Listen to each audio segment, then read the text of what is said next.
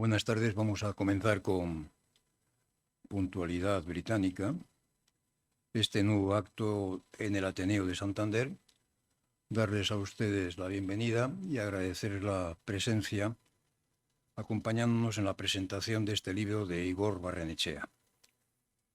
Igor Barrenechea estudió Magisterio e Historia en la Universidad del País Vasco, donde se doctoró en Historia Contemporánea en marzo, creo, de 2014, con la tesis La Segunda República Española, Cine, Historia y Memoria. Y precisamente de su tesis procede el libro que hoy presentamos. Él ha seguido y sigue con su labor de estudio en el campo de las relaciones entre historia y cine, tanto en temas relacionados con España como en temas de ámbito más internacional, y es profesor de la Universidad Internacional de La Rioja. Es autor de numerosas publicaciones en revistas, libros, sobre temas en los que, como he comentado, es especialista. Él ha estudiado, entre otros muchos temas, la relación entre el cine y la televisión no informativa, cómo ese cine y esa televisión no informativa han reflejado momentos de la historia de ETA y sus consecuencias. También ha indagado cómo algunas películas han reflejado el conflicto entre Israel y Palestina. Él ha seleccionado algunas películas que reflejan ese conflicto permanente, desgraciadamente, entre Israel y Palestina. A mí, de lo que conozco de Igor Barrenechea, pues me ha interesado personalmente como una curiosidad su comentario, su aproximación a la figura de Conchita Montenegro, una famosa actriz que triunfó en el extranjero, regresó a España y en un momento dado se casó y se retiró y renunció a hacer público, incluso renunció a determinados homenajes. Ha estudiado cómo el cine es un instrumento válido de reflexión histórica, siempre que acudamos a él con un cierto espíritu crítico. Como decía el libro de Igor Barrenechea, Memoria, Imagen e Historia, la Segunda República Española en el cine de ficción, es el resultado de esa tesis doctoral defendida en la Facultad de Letras de la Universidad del País Vasco. Es un estudio de cómo ha sido representada y retratada la memoria de la Segunda República Española en el cine de ficción, dejando a un lado tanto el cine documental como las producciones destinadas a la televisión. Existe sin duda una abundante bibliografía, una abundante historiografía que ha analizado el periodo republicano antes de comenzar la guerra civil, pero en el cine no se ha hecho tanto ese esfuerzo por reflejar ese periodo, con que a través de lo que he leído de Igor Barrenechea, pues hay varias decenas de películas que han tratado de reflejar esa etapa histórica, y a ellos ha aproximado Igor como investigador. El cine es una nueva forma de escribir o de narrar la historia. El cine nos cuenta historias, nos cuenta comportamientos, conflictos sociales, movimientos ideológicos, y de esa forma pues influye en la conformación de mentalidades, en la conformación de una determinada memoria y en la configuración de la memoria colectiva. Yo creo que el mejor cine histórico no documental es aquel que logra un equilibrio entre el rigor de lo que cuenta y el rigor de la historia de los hechos que se quieren trasladar al espectador.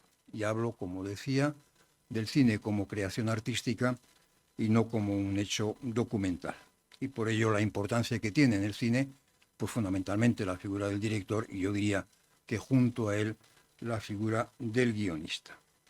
El libro que hoy vamos a presentar y que presenta Igor, y nos acompaña Daniel Macías, amigo y experto en muchos de los temas que vamos a comentar aquí.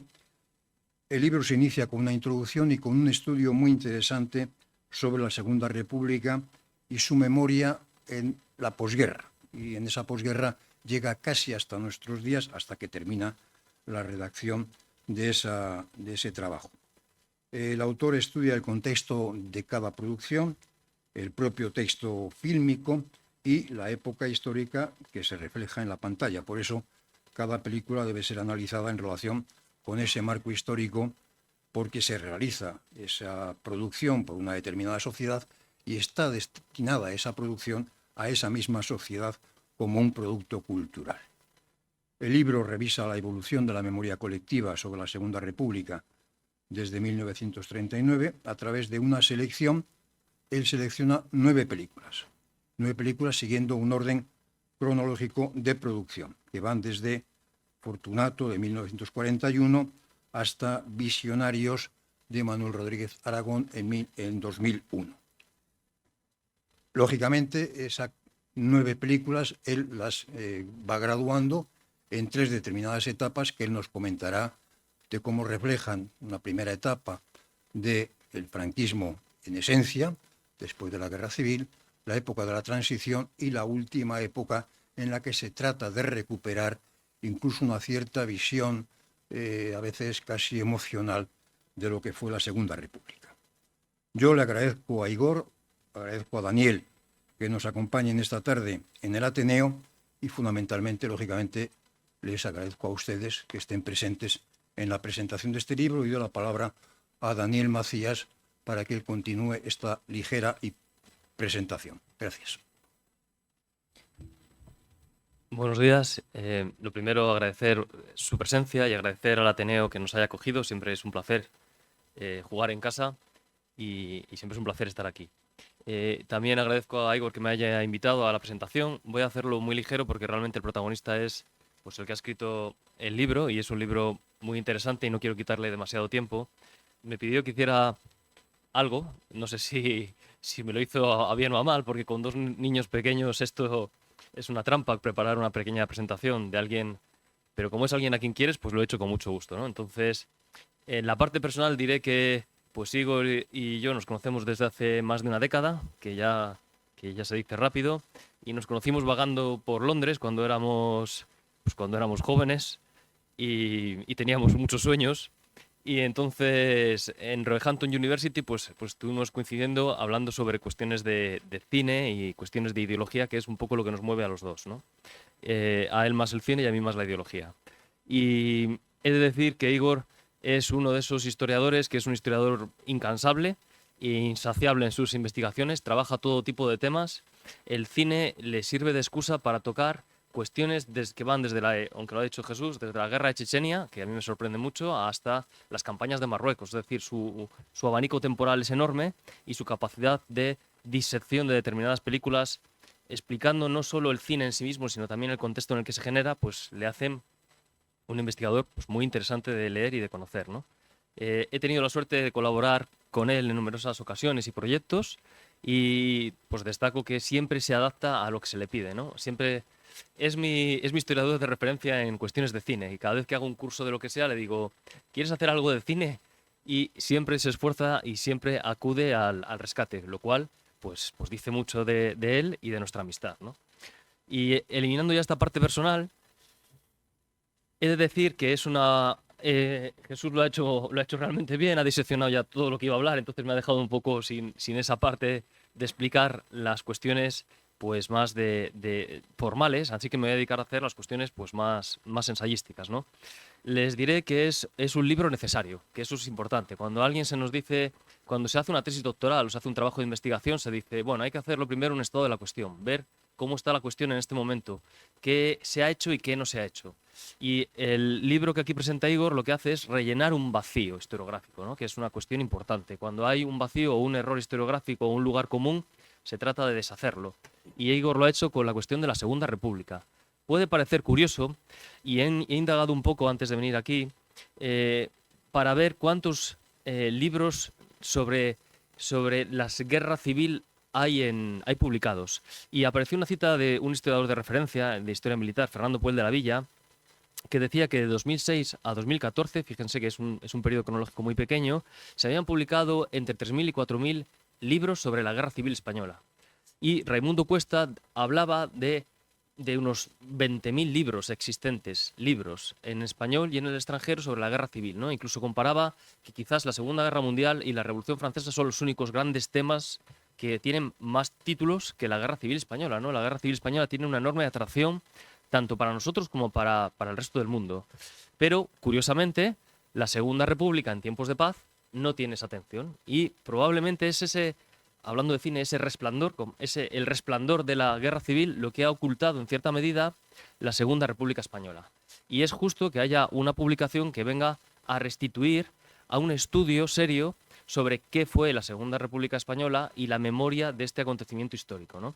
Les diré también, porque me parece muy interesante, que cuando estudiamos la Guerra Civil Española, cuando se enseña a los alumnos, yo soy profesor en la Universidad de Cantabria en el grado de Magisterio y en Didáctica de las Sociales, y cuando nos estudiamos cómo se enseña la historia, nos damos cuenta que la Guerra Civil va acompañada siempre en el tema con la Segunda República. Se estudia Segunda República y Guerra Civil Española, lo que hace que sea un binomio que para mucha gente, para el común lector o incluso para los estudiantes, la Segunda República sea un prolegómeno de la Guerra Civil Española, lo que es en sí mismo un error, ¿no? La historia hay que analizarla en su determinado momento, no se pueden unificar cuestiones distintas. Y este libro lo que hace es hacer justicia con un periodo muy interesante y que quizás adolecía de un estudio serio hasta este momento, ¿no? Es un periodo que merece ser tratado con independencia.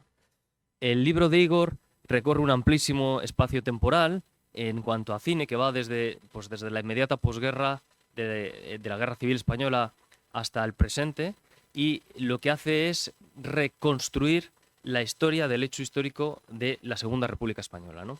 Y es muy interesante porque el cine en sí mismo es una fuente que no solo muestra la producción cinematográfica como arte, sino que lo que no muestra también es muy interesante y también es analizado por Igor. Más allá de eso, cada película, supongo que son conscientes, que es una captación de cuándo se hizo, de quién la hizo y de qué intenciones tenía. Luego, el cine en sí mismo es una fuente muy poderosa, por lo que dice o no dice, y también porque es la captación de lo que quiere decir una determinada sociedad en un determinado momento, ¿no? Entonces, es una narradora excepcional que Igor destripa de manera magistral en este libro, ¿no? Que les recomiendo. Y decir que es un historiador que supera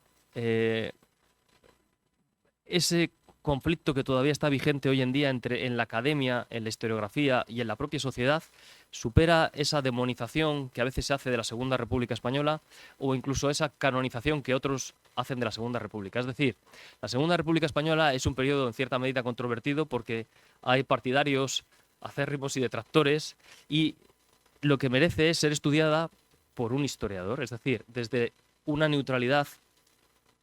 Somos humanos, la neutralidad no existe, ahí ya llegamos todos, pero al menos una pretensión de neutralidad que es la que tiene mi compañero en este libro, ¿no? Y luego, como última reflexión, porque no quiero robar más tiempo, creo que Igor me ha elegido para la presentación porque yo también investigo sobre todo cuestiones que han sido borradas de la historiografía y del debate por la Guerra Civil Española. Los dos somos enemigos de los guerracivilistas o de los historiadores de la Guerra Civil. Realmente la Segunda República queda eclipsada por lo que viene después, por la Guerra Civil, y casi es como un antes. Y en mi caso concreto, las campañas de Marruecos, el conflicto anterior, que fue un conflicto brutal y salvaje en la historia de España, también ha sido en cierta medida borrado porque lo que viene después, en la década de los 30, pues es un conflicto todavía más brutal que el que se dio en la guerra colonial de 1909 a 1927. Entonces, además de una amistad, creo que nos une que la guerra civil nos ha hecho mucho daño a nuestras investigaciones. Y le dejo, sin más, a Igor y muchas gracias por todo.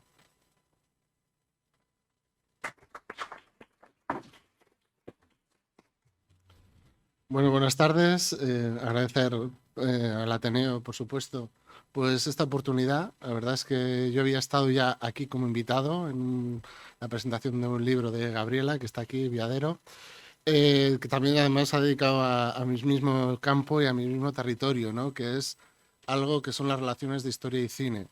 Es verdad que, a pesar de agradecer todas estas palabras, yo no me siento me siento más humilde en mi pequeña aportación.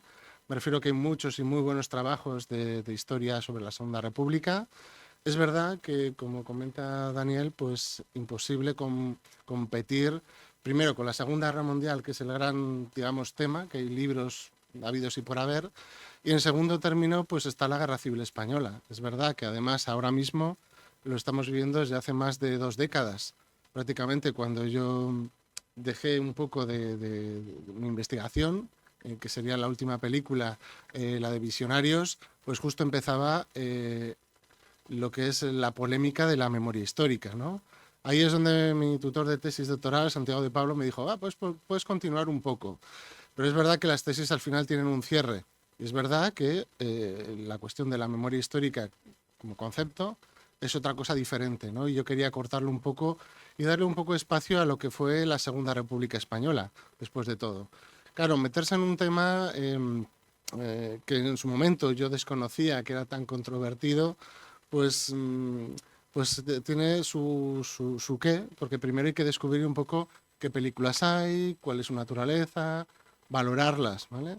Luego hay otro aspecto importante. Yo cuando empecé a estudiar las relaciones de historia y cine, mi formación es de historiador académico, con lo cual el rigor está en las fuentes escritas principalmente, ¿no? Yo recuerdo cuando estaba en la universidad había amplio debate sobre si las fuentes orales eran fiables. Hay historiadores que apoyan las fuentes orales, porque al final todas las fuentes, todo lo que producimos, a nivel cultural, social, político, sea o no creíble, es algo que tiene que ver con el contexto en el que se produce. De hecho, algo importantísimo que se está descubriendo, por ejemplo, de la Segunda Guerra Mundial, que parece un tema tan trillado, pues son los diarios de los soldados de a pie. Por ejemplo, vamos a buscar información sobre qué dicen sobre estos testimonios, ¿no? En Barcelona, además, me acuerdo que se hizo el primer centro de memoria oral, de historia oral, digámoslo así. Vamos a recopilar todo lo que pensaban las personas corrientes, no hace falta que sean grandes intelectuales, y todo eso es un aporte a la historia. Ahora bien, ahora están las imágenes. Yo, como también Daniel, he sido profesor de secundaria y luego de universidad, y lo que más nos entretienen son las imágenes, ver una película. Yo cuando ponía algún corto de película de algún tema de historia, enseguida los chavales te decían, no, queremos ver la película entera. A veces decías, les va a aburrir, da igual, preferían escucharme a mí, ¿no? Pero claro, es verdad que luego encima tenemos otra cuestión. Nosotros como historiadores académicos cogemos nuestros manuales rigurosos, vamos a las fuentes, las analizamos, pero ¿cuántos lectores hay de este tipo de libros? Muy pocos. De hecho, me parece que una tirada desmesurada son 30.000 ejemplares de algún libro de Paul Preston o de algún autor muy conocido. Salvo excepciones. ¿Qué ocurre con las películas? Que prácticamente las hemos visto casi todos, por activa o por pasiva. Claro, las películas las podemos ver solo como un entretenimiento más, pero es verdad que nos influyen. Salimos de una película sintiendo algo de ella. Nos ha transmitido una información, un valor. Es verdad que cada película pues, tiene una intención diferente, ¿no? Y sobre todo yo he analizado las intenciones de las películas. Es verdad que cuando uno, como es un espectador, pues ve la película, ve si le entretiene o no, y sale pues convencido para animar a sus amigos o no a la hora de ir a la sala de cine. Pero claro, cuando hablamos de películas históricas, la cuestión va más allá. Recuerdo que en un congreso de historiadores hubo polémica con la famosa película Tierra y Libertad. Tierra y Libertad es una película que para algunos es una obra maestra de Ken Loach, que recrea muy bien todo lo que es el movimiento libertario. Para otros, pues no, porque claro, la visión que da es demasiado idealizada del movimiento libertario, pero curiosamente los historiadores no debatieron sobre ese estilo de credibilidad o de simpatías ideológicas. Solo hubo un aspecto que les irritó mucho, que la canción de la Internacional que aparecía en la película no era la adecuada respecto a los militantes de la FAI que eran los protagonistas. Claro, es un espectador normal, no lo conoce. Conoce la Internacional conocida. Claro, dices, ¿y todo eso hace que toda una película desmerezca? No, porque al final prácticamente todo el mundo hemos escuchado hablar de Tierra y Libertad. Nos puede gustar más o menos dependiendo de nuestra ideología. Eso es un poco como ejemplo, ¿no? Y a partir de ahí, claro, el cine se abre a unas dimensiones, sobre todo como historiadores, muy importantes. Porque primero, el cine siempre ha estado, o se ha intentado controlar, que eso es importante, ¿vale? La censura, hay que pensar que siempre hablamos de censura en época del franquismo, pero es porque la censura ha empezado en cualquier tipo de régimen político casi desde el inicio. Instituciones como la Iglesia u otras instituciones, claro, las imágenes son tremendamente influyentes.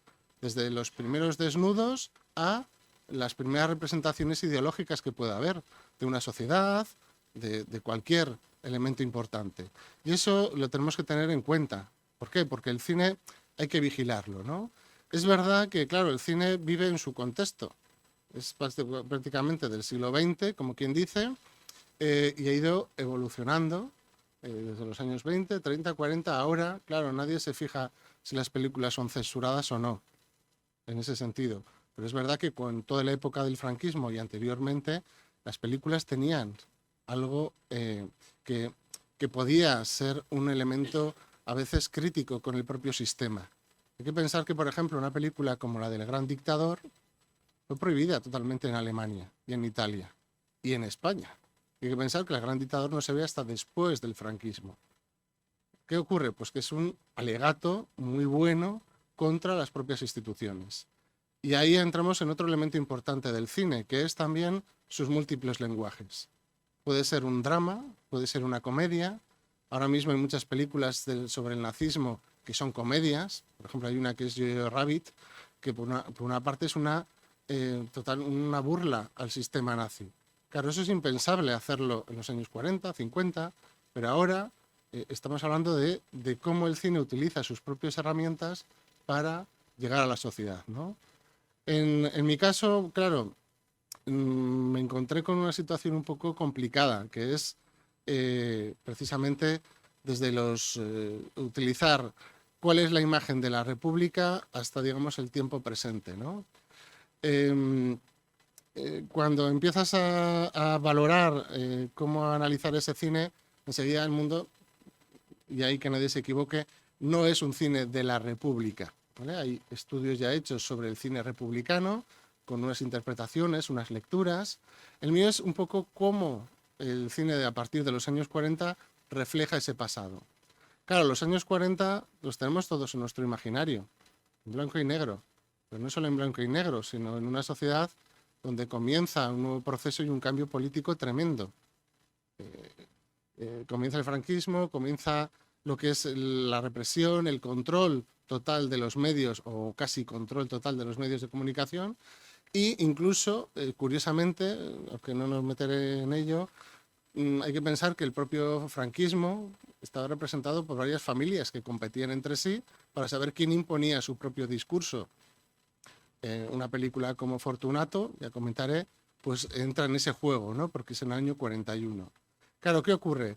Que la sociedad española va cambiando, años 50, años 60, y luego ya conocemos lo que ocurre en la transición.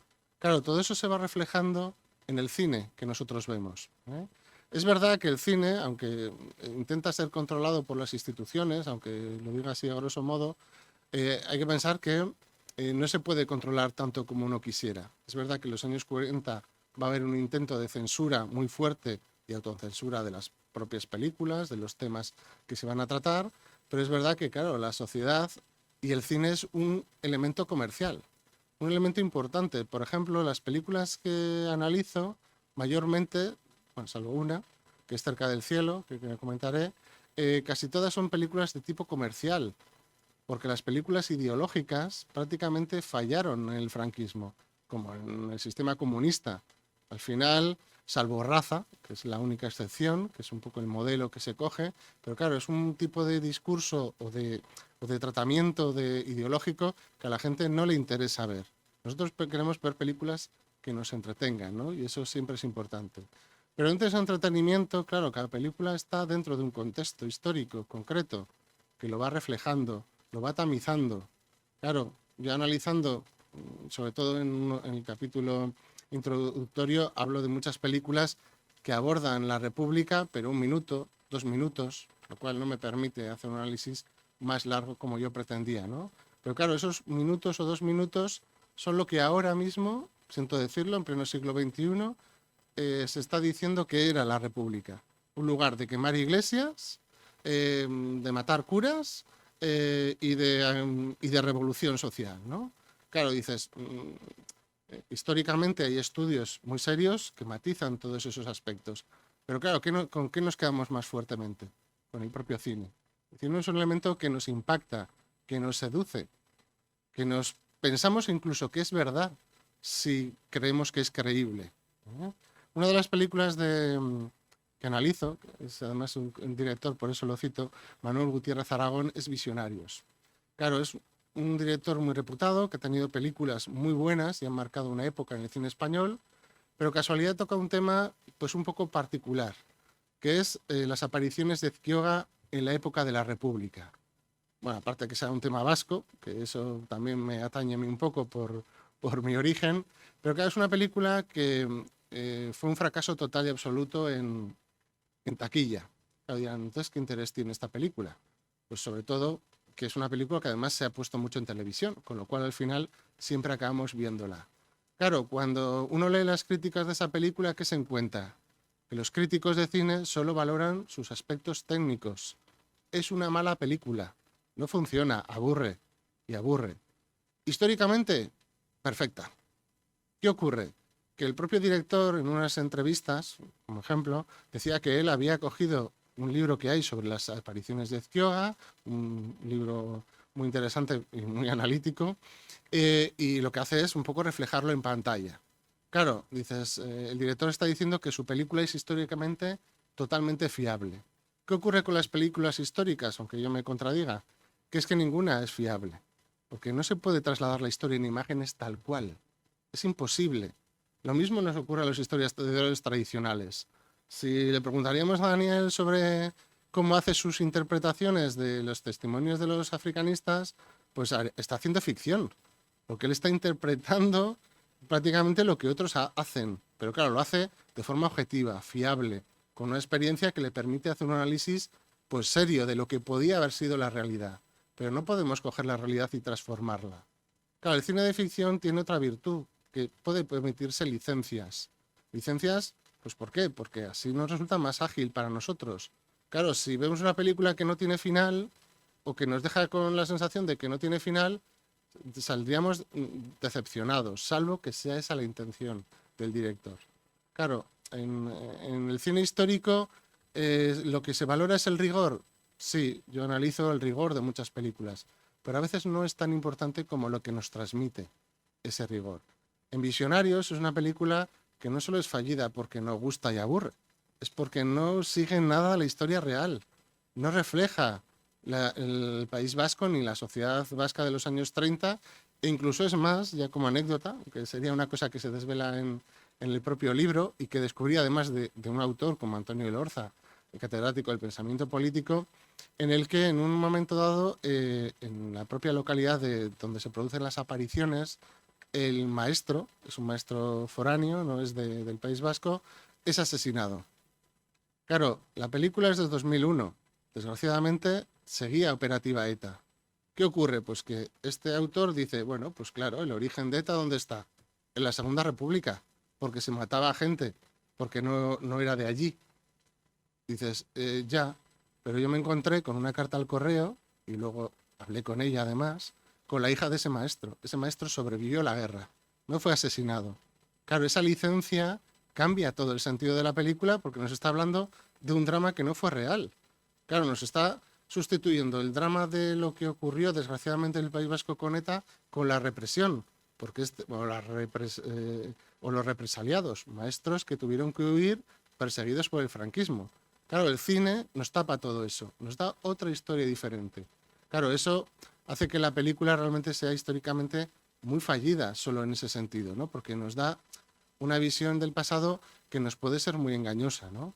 A veces puede darnos visiones engañosas, pero que sean constructivas, que nos puedan ayudar, sobre todo si son, yo suelo decir, si son películas que defienden y garantizan pues, derechos humanos, libertades, defensas de los indefensos.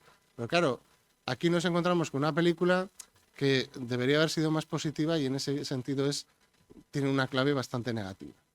Igual voy a hacer una cosa.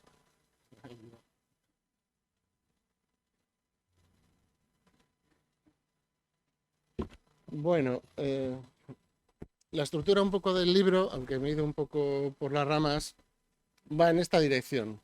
En la tesis doctoral sí había un prólogo a la Segunda República, pero por cuestiones de longitud del libro pues se tuvo que suprimir.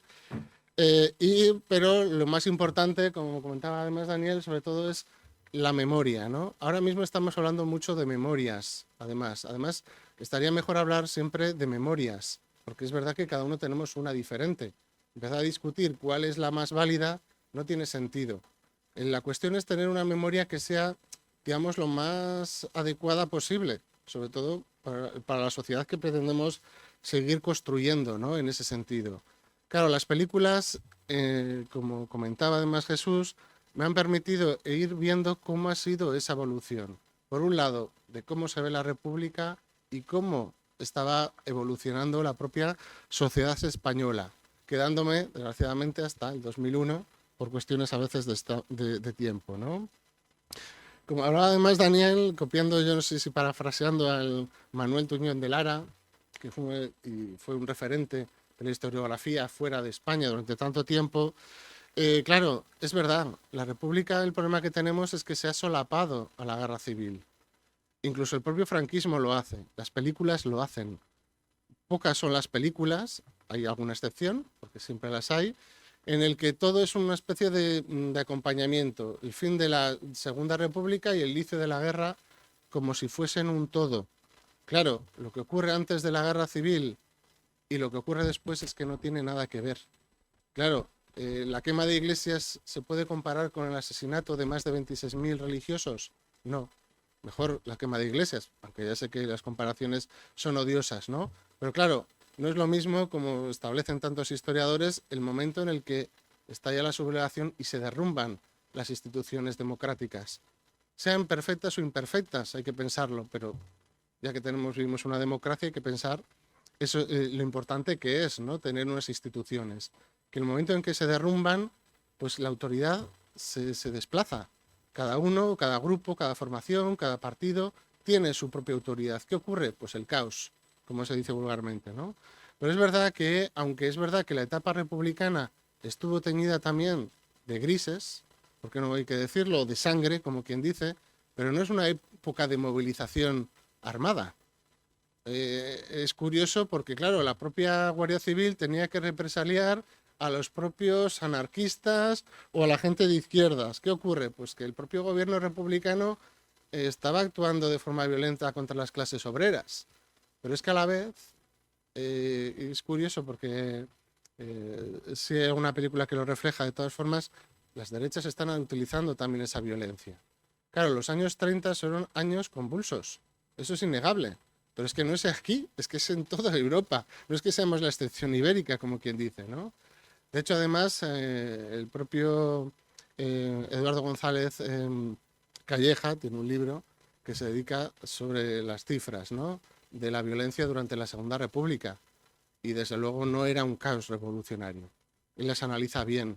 Hay que pensar que da la sensación también que antes de la llegada de la República España era una especie de lugar feliz. Todo el mundo se iba a veranear a San Sebastián y todo el mundo vivía en paz. Y que llegó la República y entonces se produce el caos, ¿no? Es la misma sociedad, lo que ha cambiado solo es el régimen, ¿no? Pero es verdad que, claro, con la guerra civil, lo dicho, indisolublemente, se plantea y se construye un discurso antirrepublicano. Hay que pensar, y eso lo pone siempre la historiografía, que cuando se produce la sublevación mola, desde Pamplona, lo que quiere no es derribar la República, sino restaurar el orden, en primer lugar. Pero rápidamente todo eso se va al traste y lo que se hace es ya una confrontación civil, ¿vale? Con lo cual, pues todo lo que es la estrategia inicial cambia de una manera natural. Con lo cual, hay unidades, curiosamente, al principio de la Guerra Civil, nacionales, que se las ve desfilar con la bandera republicana, hasta que finalmente se adopta la igualdad como algo común para todos, ¿no? Esto, sin meterme en teoría, finalmente es lo que ha dicho un poco Jesús, que es precisamente esta idea, aunque a veces es un poco así farragosa, de ver la imagen siempre como una fuente más. ¿Por qué? Porque es un producto cultural. Incluso las propias novelas. Hay que pensar que todas las novelas del 18, 19 o 16, hasta el Quijote, nos están reflejando una época en la que están escritas. Aunque sean ficciones, pero recrean idiosincrasias, formas de vestir, de vivir, de pensar, que de otra manera no podríamos recoger. Los documentos oficiales son documentos oficiales, son otra clase de fuentes, ¿no? ¿Qué ocurre con las imágenes? Pues que somos un mundo de imágenes, ahora mismo. Es verdad que ahora con la revolución digital, bueno, pues es imagen y letras, ¿no? No, imagen y titulares. Eso hablaba un profesor de que al final nos hemos acostumbrado a ver un titular. Y con eso ya pensamos que sabemos todo lo que es la noticia. Pero luego leemos la noticia y el titular pues no falla, no cuenta todo lo que tiene, ¿no? Pero claro, las imágenes hay que pensar desde siempre, pues tienen algún tipo de intención y sobre todo nos dan cierta información. Claro, y al mirar hacia atrás, hay ciertas películas que tratan ciertos temas y de alguna manera constituyen la imagen que tenemos de ese pasado, después de todo. Claro, como decía Daniel, cuando hablamos del africanismo, de las guerras de Marruecos, creo que salvo la última serie que hubo sobre las enfermeras, que no tuvo mucho éxito porque tuvo solo una temporada, pues no tenemos una imagen demasiado clara, ¿no? Ahora es verdad que el medio televisivo y los telefilms han ocupado, bastante el espacio, pero prácticamente hasta hace una década casi todos íbamos al cine, las películas las veíamos como productos hechos y acabados, ¿no? Ahora con las plataformas, pues ahora con toda la oferta y la parrilla es diferente. Pero aún así, la imagen que podemos tener de ciertos hechos históricos viene solo reflejado por el propio cine, después de todo, ¿no? Y a veces hay una influencia en un lado y otro. Bueno, clásicos, digámoslo así, que tenemos en nuestra imagen.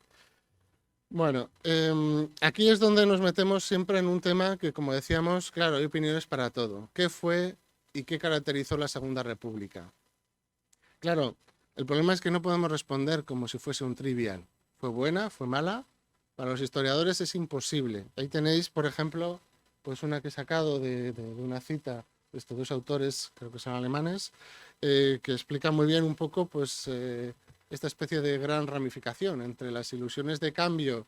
Hay que pensar que las primeras imágenes que tenemos visuales, aunque yo no las analizo, que son documentales, imagino que habrán visto en algún sitio, son de las calles de Madrid llenas de gente, con una algarabía total y absoluta. De hecho, cuando explicaba yo la historia de España, pocos cambios de régimen se producen de forma tan pacífica. La revolución pacífica, digámoslo así, ¿no? Pero pocos acaban, o acabaron, casi el único, en guerra civil, ¿no? Lo cual hace que, claro, la imagen que tengamos no es la de los primeros días, sino de los últimos. La mayoría de las películas, curiosamente, que he tratado, aunque bueno, son 9 las principales, pero luego hay muchas más, se suelen ambientar en 1936, con el Frente Popular. ¿Qué ocurre? Pues que ya es el final de la República. Entonces, claro, ya da la sensación de que la República solo es el balcón previo, como decía Daniel, a la Guerra Civil Española. Lo cual, claro, ahora mismo es verdad que tenemos un problema con la memoria. Ha habido un salto en el tiempo, y eso se ve muy bien en las películas, ¿no? Hemos pasado de una demonización durante el franquismo. La República no era innombrable, porque se nombra en algunas películas, pero su etiquetado es totalmente negativo, a la transición, donde se ve como una especie de esperanza fallida, de ilusión perdida, pero hay que pensar que nunca se debatió si iba a haber un régimen republicano o no. Nunca se votó en ese sentido, ¿no? Sin juzgarlo, solo situándolo. Pero claro, cuando realmente empiezan a haber películas sobre la República que empiezan con la memoria histórica, porque hay que pensar que la ley de memoria histórica y democrática, no sé si una o la otra, las dos ponen que el antecedente democrático de España es la Segunda República, lo cual dices, ostras, pues vamos a recuperar ese pasado. Pero claro, ¿cuál es el problema? Que empieza no solo a estudiar la República, sino que se empieza a estudiar la represión, lo cual, otra vez, la República de alguna manera queda, en ese sentido, o ha quedado como una especie de un limbo, ¿no? En 2007, parece que es Las 13 Rosas, que es, digamos, la película cumbre de las películas sobre la represión, tuvo más de 1 millón de espectadores. Luego hubo otras, pero no tuvieron tanta fortuna o éxito. Pero a partir de ese momento ya otra vez se plantea un debate de buenos y malos, pero la República queda ahí como una especie de reflejo un poco en negativo, ¿no? Y eso es algo permanente. Hace poco, cuando presentaba el libro en Bilbao, precisamente un catedrático de Historia Contemporánea, José Luis de la Granja, hablaba de que los consensos que se habían ya establecido en los años 80 y 90 parece que han desaparecido, que de repente todo lo que son esos mitos y esas remitificaciones de la guerra civil aparecen. De hecho, hace poco, bueno, no sé si estás muy de acuerdo, pero se hablaba directamente, de hecho me parece que Ramón Tamames, eso que es un hombre así ilustre, hablaba de que la guerra civil empieza en 1934, lo cual dices, entonces, ¿qué hicieron los españoles en el 35?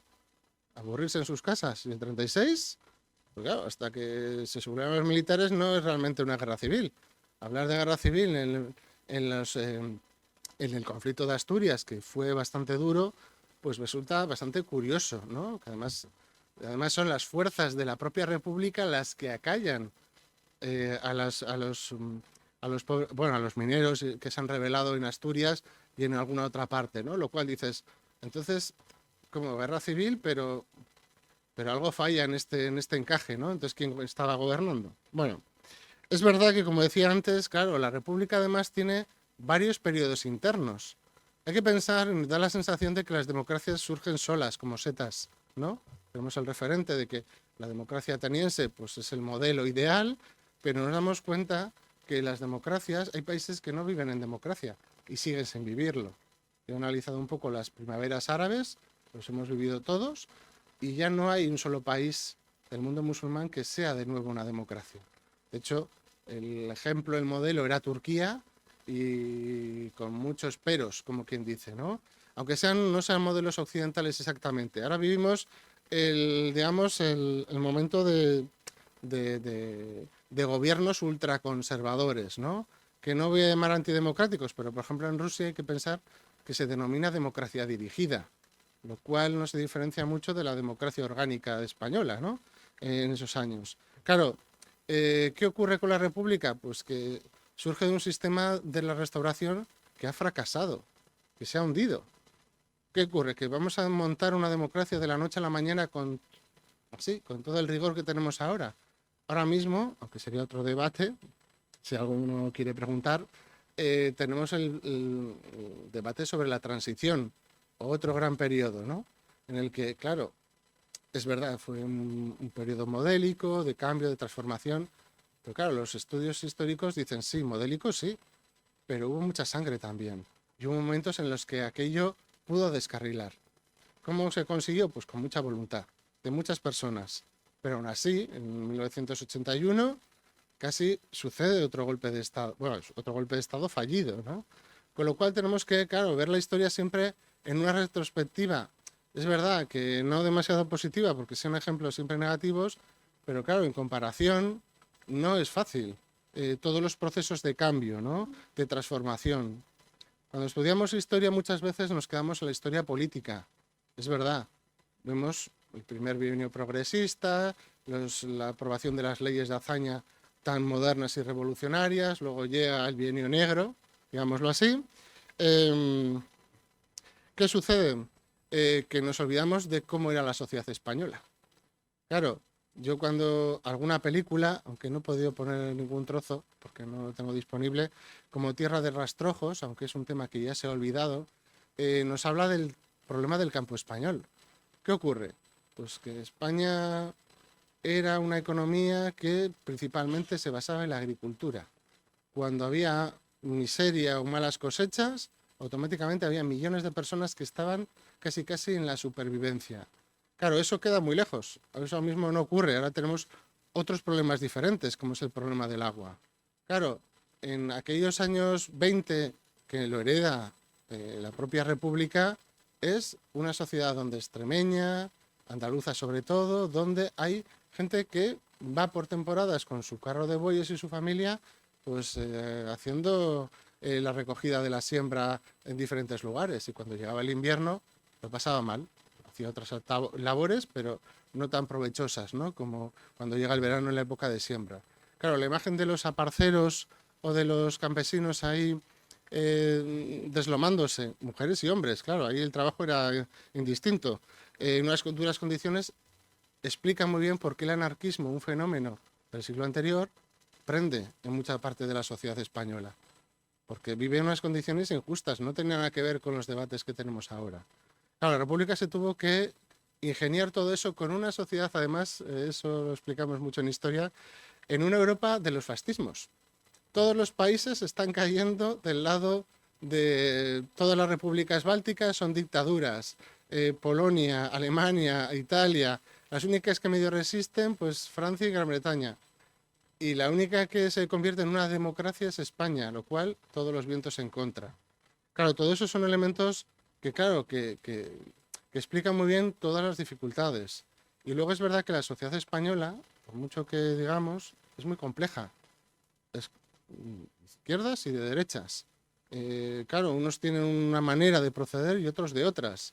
Es verdad que en el momento de la República aquí hicieron muchísimo daño, aunque resumiéndolo mucho, porque hay muchas causas, los radicalismos. Y es algo que nosotros siempre como historiadores intentamos combatir, ¿no? Podemos tener ideas diferentes, que eso es lo de menos, pero todo lo que sean los radicalismos, de imponer nuestros modelos y nuestras ideologías de forma brutal, es lo que realmente lleva.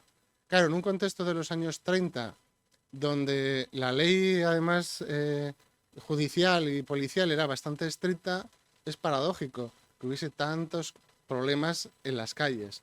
Pero hay que pensar que esos problemas los genera la izquierda y la derecha, el famoso pistolerismo. Hay que pensar que antes de eso, Falange, en el año 33, surge y lo primero que hace es tener sus grupos armados, con lo cual fomenta una sensación de que de peligro. Eso lo vemos nosotros ahora mismo en campañas políticas. Cuando hay campañas políticas el discurso que nos transmiten es el otro lo está haciendo mal, peor, vamos al caos, a la destrucción. Lo hemos visto en la propia pandemia. No son discursos que sean nuevos, pero es verdad que la sociedad responde de manera diferente cuando, digámoslo así, es más culta, más democrática. Aquí hay que pensar que la República acaba de nacer como democracia. Es verdad que es curioso, eso lo digo yo también, o lo dicen algunos historiadores, que ha habido algún estudio que habla, por ejemplo, en una película que lo trata también, precisamente de la última etapa del Frente Popular, ¿no? Hay otro mito en el que se establece que el Frente Popular gana de forma ilegal las elecciones. Hay diferentes estudios, hay uno más reciente que dice que sí, que es verdad, que hubo una especie de amaño, supuestamente, de las izquierdas para ganar las elecciones. Claro, como ocurre aquí, las mayorías juegan en favor en el sistema republicano y permitieron que diese la sensación de que las izquierdas habían ganado pues, de forma bastante abrumadora, ¿no? No era verdad, ahí se estaba reflejando muy bien las dos Españas. El índice de votos casi era 500.000 de diferencia entre izquierdas y derechas, ¿no? Pero es verdad también que el propio historiador Eduardo González Portilla pues lo que hace es analizar y desmontar ese libro, ¿vale? Por una parte. Tienen un artículo que va desmontando parte de las tesis de ese revisionismo. Yo en ese sentido no me voy a meter si unos u otros tienen razón o no. Lo que sí es verdad que no tiene razón de ser una sublevación militar, porque al final lo que se produjo es una auténtica destrucción del país, como quien dice, para salvarlo. Pero no solo eso, es que estamos hablando de un sistema político imperfecto. No podemos esperar también, haciendo una especie de romper la lanza, que en unas elecciones durante décadas dominadas por el caciquismo y el pucherazo, de repente, pues todo el mundo vaya a votar diligentemente en las elecciones. Lo hemos visto hace poco, además. Si ahora se siguen intentando producir ciertos amaños y denuncias que hay, algunas más fuertes o no, pensemos en una época donde la democracia, digámoslo así, acaba de funcionar. Pero es que había funcionado, porque en el año 33 ganaron las derechas y conformaron un gobierno. Con lo cual, bueno, pues ahí hubo un cambio, ¿no? Lo que pasa es que no se consolidó, eso es cierto. Bien, claro, como decíamos antes, la guerra civil, ¿qué implica? Pues un trauma nacional, eso es indiscutible. Al final todo el mundo sufre unos efectos catastróficos. O ha perdido a alguien, o ha sufrido a alguien, sea del vencedor o el vencido, porque al final todos tienen hijos que han estado en el frente, han batallado, han huido. Hay que pensar que todo eso implica un cambio de todas las instituciones, del régimen. Claro, ¿qué ocurre con los años en 1939, cuando finalmente Franco manda ese famoso parte el 1 de abril y dice que ya el Ejército Rojo ha sido derrotado? Pues que las políticas que se han estudiado de la historia no son las de la reconciliación, sino de la venganza, automáticamente. Entonces, mucha gente huye, con razones en ella, y mucha gente pues acaba represaliada, encarcelada, reprimida o directamente asesinada. Algo que ya ha ocurrido, es verdad, durante la Guerra Civil. Como decía antes, la destrucción del Estado de Derecho lleva a que la retaguardia republicana se cometiesen muchísimos asesinatos, porque el Estado ha desaparecido, como quien dice. ¿Qué sucede después de la guerra? Claro, que alguien tiene que rendir cuentas. ¿Pero quién rinde cuentas? Los que la han perdido. La famosa justicia al revés. Los que eran la autoridad legítima, la república, es los que son juzgados por rebelión, curiosamente, ¿no? Con lo cual, todo eso supone pues un reflejo directamente en lo que es la propia sociedad, ¿no? Una sociedad triunfal. Hemos ganado la guerra. El propio Franco, en el famoso desfile de la victoria, aquí une todos los elementos del Estado. Lleva la famosa boina carlista. Por un lado, pues es falangista, esa famosa integración de falangistas y carlistas, que sean dos ideologías totalmente diferentes. Y ahí tenéis, además, militares, todos, digámoslo así, con una lealtad, ¿no? Al final, es verdad que hay muchas definiciones en esa época sobre cómo definir España como Estado, y algunos hablan, pues bueno, no de totalitarismo, porque eso igual es más sofisticado, pero sí de autocracia militar. Al final los militares son los que establecen su autoridad y su orden. Es verdad que luego las décadas llevan a que ese régimen franquista evolucione, ¿no? Los militares pierdan peso, pierdan específicamente un valor, los falangistas también son arrinconados, y ahí, bueno, pues se constituye lo que es esa evolución de un régimen, pero no hacia una democracia, hay que pensarlo. Yo recuerdo que siempre lo pensé, que estuve en un curso de verano en el Valle que estaba dirigido por Paul Preston, siempre comento la misma anécdota, y nos llevaron a visitar el Valle de los Caídos. Ahí el Gabriel Cardona, desgraciadamente que murió en un pequeño accidente, pues explicaba un poco en qué consistía, ¿no? En la construcción, el origen y demás. Entonces una señora que no sabía que Paul Preston, yo creo que era un historiador de izquierdas, le preguntó si y Gabriel Cardona también, le preguntó si el monumento no era a la reconciliación de todos los españoles. Claro, es verdad que, dicho así, resultaba un poco ingenuo.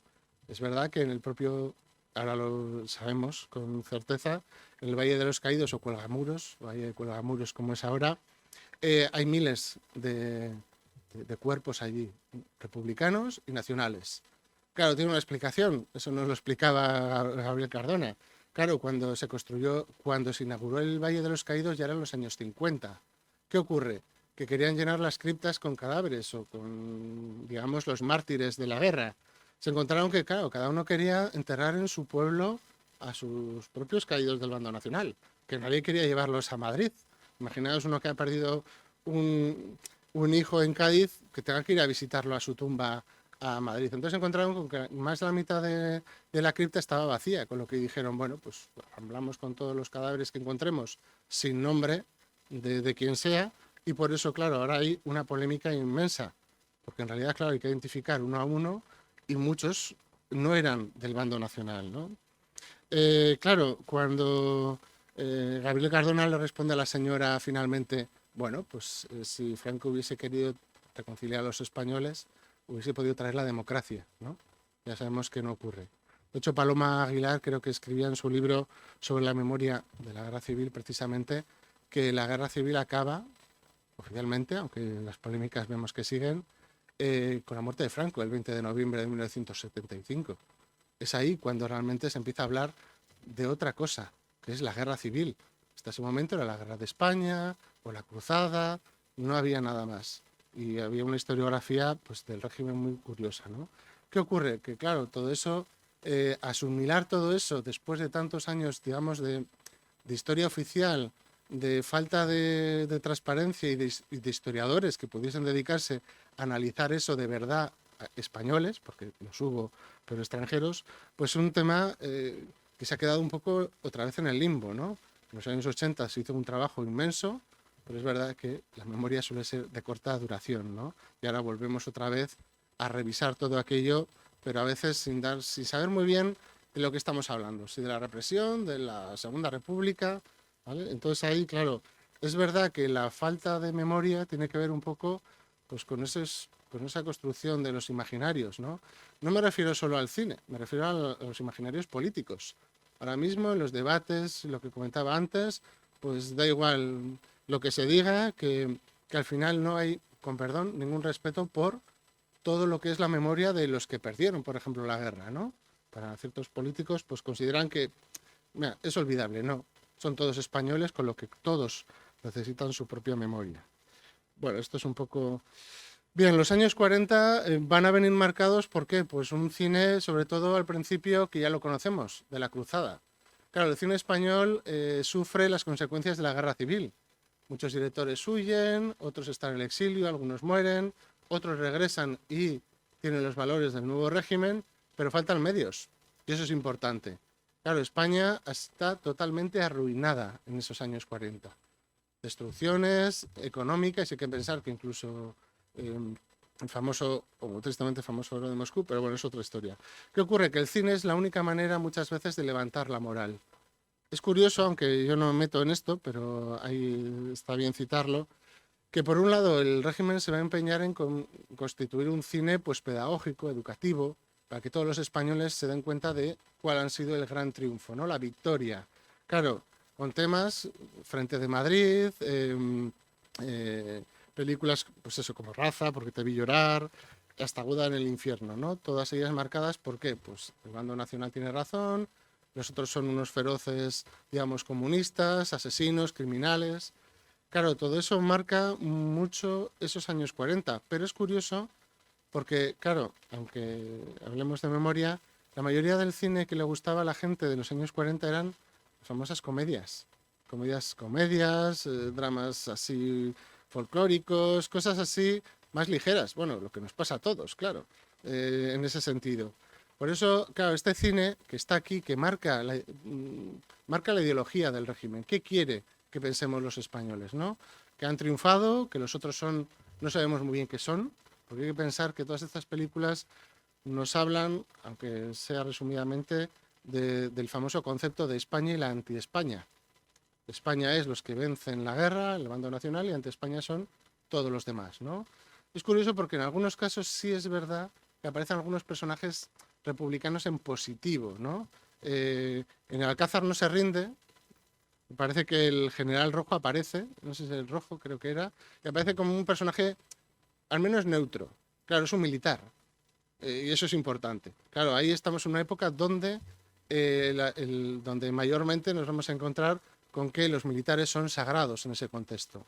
Por ejemplo, una película interesante a analizar hubiese sido El crucero Baleares, una película que fue vendida y publicitada y apodada por la Marina.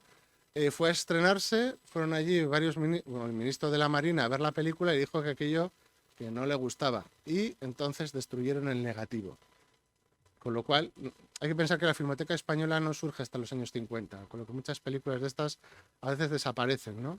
Rojo y Negro. Rojo y Negro es una película curiosa, también paradójica, que está dentro de este marco, aunque no analiza mucho la República, sobre el final, que es una película que durante muchas décadas se consideró desaparecida también, incluso que corrió la leyenda negra de que era una película que el régimen no quiso, ¿no?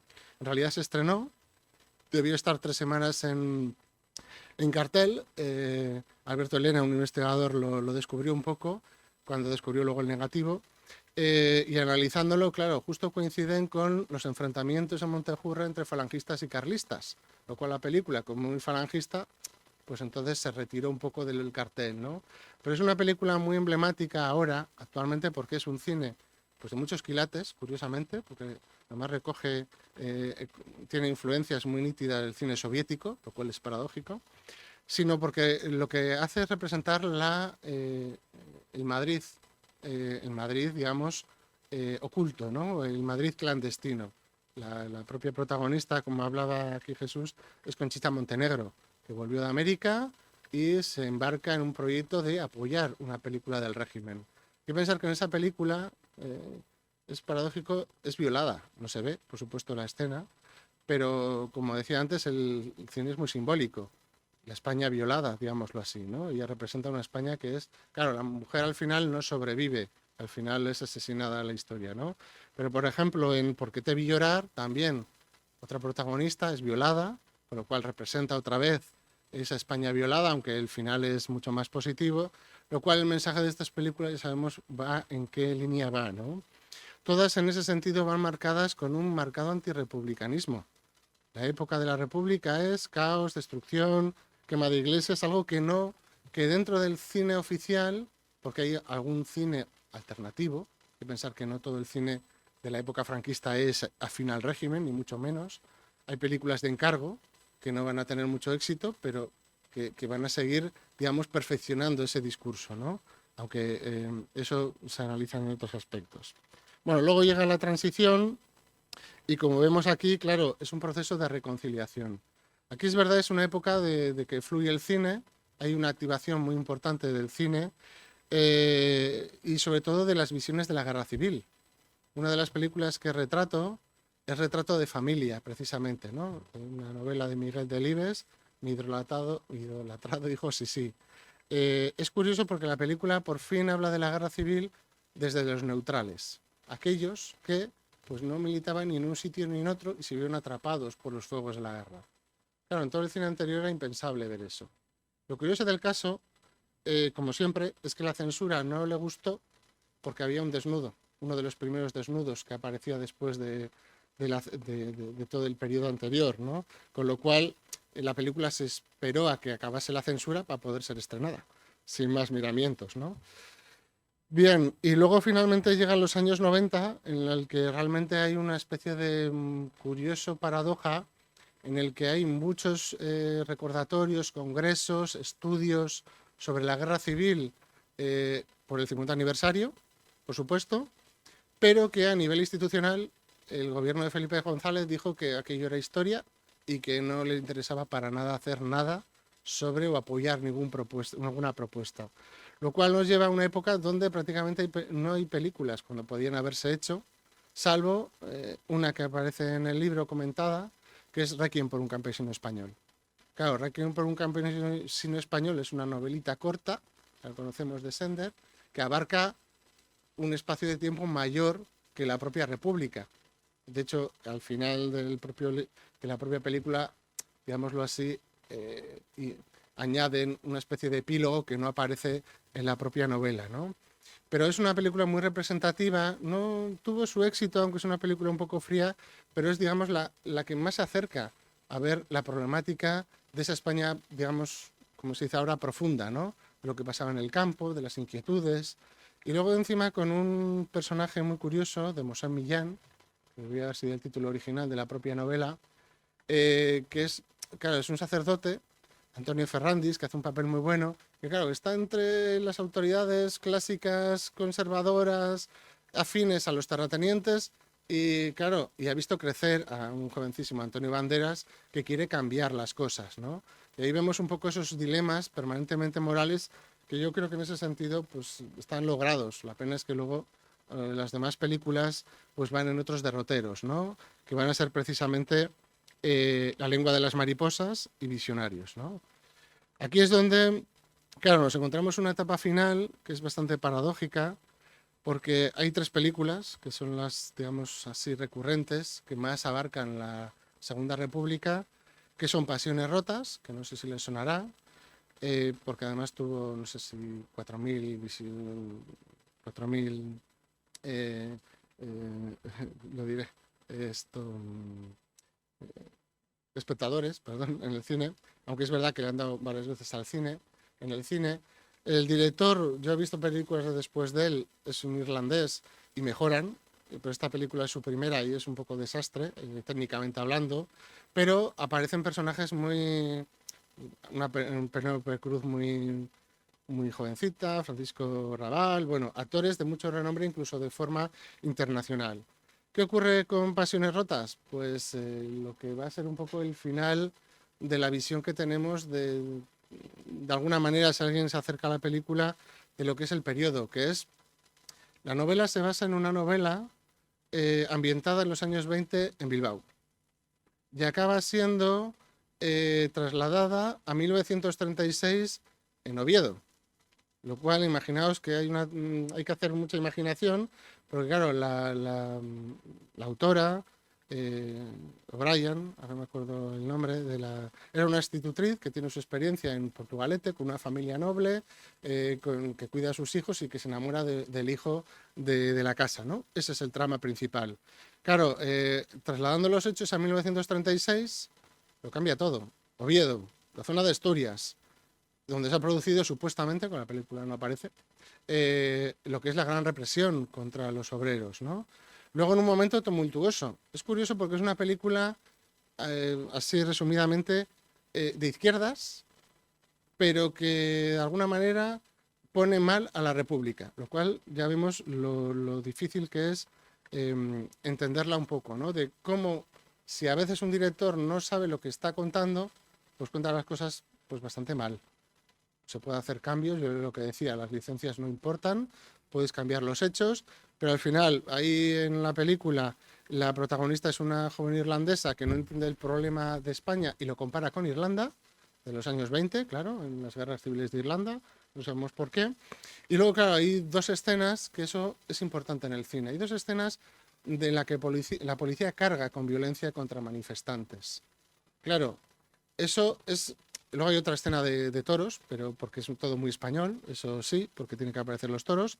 Pero claro, cuando uno ve una película con violencia, esas escenas se le graban más, como pueden ser algunas escenas de risa. Claro, si tú vemos un contexto de la República donde, no sé, en 120 minutos hay dos escenas de violencia, dices, ostras, la violencia en la República es un hervidero, está a punto de una guerra civil. Y todo el discurso va en esa línea. Lo paradójico del caso es que, claro, no nos dicen ni en qué época está. No sabemos si es cuando ha ganado el Frente Popular, si no lo ha ganado, porque en historia a veces eso influye. ¿Qué ocurre? Pues que los que reprimen es la policía y los que están reprimidos son las izquierdas. Lo cual, si estamos hablando de un gobierno republicano, supuestamente que ha ganado el Frente Popular, dices, pues entonces, ¿qué ocurre? ¿Que están reprimiendo a los suyos o...? No queda nada claro, con lo cual solo nos deja una sensación al final agridulce. España es un hervidero de pasiones y de violencia sistemática, ¿no? Entonces eso yo creo que le afecta mucho. Luego, La lengua de las mariposas, que imagino que habrán visto, es, digamos, la visión más bonita sobre la educación durante la época republicana. Pero claro, no es la época solo republicana, sino todo lo que es esas corrientes de la institución libre de enseñanza, ¿no? Dejando al lado la típica enseñanza de ¿cómo es? La letra con sangre entra, ¿no? Pues todo eso, toda esa revolución y ese cambio. Claro, la República no es innovadora en eso, recoge lo que ha pasado antes. Pero en ese contexto es verdad que nos da una visión de un proyecto, uno de los proyectos mejores que tuvo, pero que en realidad acaba totalmente mal, ¿no? Y finalmente Visionarios, lo que decíamos. Es una película que ya comentaba antes, que por un lado intenta como ser una crítica contra los fanatismos, pero que luego al final no sabemos muy bien qué quiere decirnos con la idea final, ¿vale?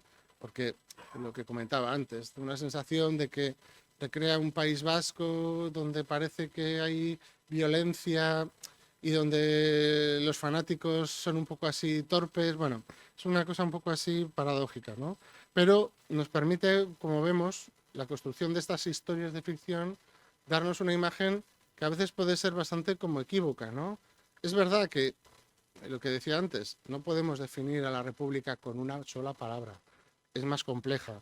Y las películas al final se centran en capítulos concretos, pero es verdad que nos dan una imagen también directa de ese pasado, ¿no?